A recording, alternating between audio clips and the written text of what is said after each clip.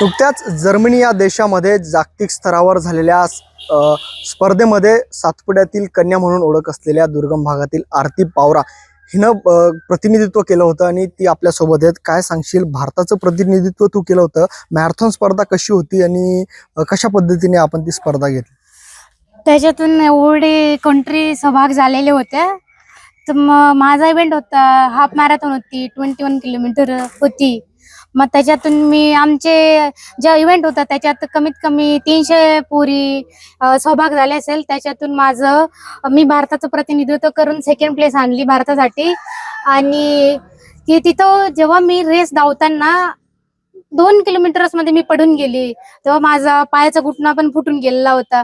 मला असं वाटत होतं की मी आपल्या भारतासाठी काहीतरी करावं आणि मेडल आणावं. याच्यासाठी जेव्हा मी पडली, माझ्या हातापायांना लागलेलं होतं, तरी मी उठून पळालेली होती त्या जर्मनीमध्ये आपल्या भारताचे प्रतिनिधित्व करण्यासाठी.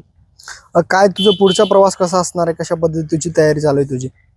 माझी आता पुढची तयारी बघू. आता एशियनचे टार्गेट आहे माझा, एशियन गेमचा. अच्छा, हा, एशियन गेम. कोणत्या खेळ प्रकारामध्ये करणार आहे तू? 10 किलोमीटर हाफ मॅरेथॉन मध्ये हेच माझा इव्हेंट आहे. अच्छा, हो. काय सांगशील, तू एका दुर्गम भागातून बिलॉंग करते आणि खरं तर एका दुर्गम भागातून तू अशा पद्धतीने देशासाठी प्रतिनिधित्व केलंय तू. मी तर म्हणजे असं की मी जेव्हा स्टार्ट केलं तेव्हा मला कोणाचा सपोर्ट वगैरे नव्हता. मी स्वतः सर्व काही हे केलेलं. त्याच्यानंतर मग मी असं तो हळूहळू असं खेळत गेली, मॅरेथॉन करत गेली. मग नंदुरबार या आपल्या आदिवासी समाजात नाव कमवलं. त्याच्यानंतर मला आपले इंजिनियर रियाल पावरा सर होते, यांनी मला उचललं, नाशिकमध्ये टाकलं. त्याच्यानंतर जे इंटरनॅशनल कोच होती माझे विजेंद्र सिंग सर, यांनी मला पुढचं मार्गदर्शन केलं. आणि अजून जे पुढचे जे असतील ऑलिम्पिक किंवा एशियन असतील, पुढची वर्ल्ड युनिव्हर्सिटी 2027-28 मध्ये होणारी, त्याच्यासाठी अजून माझी तयारी पुढे चालूच राहील.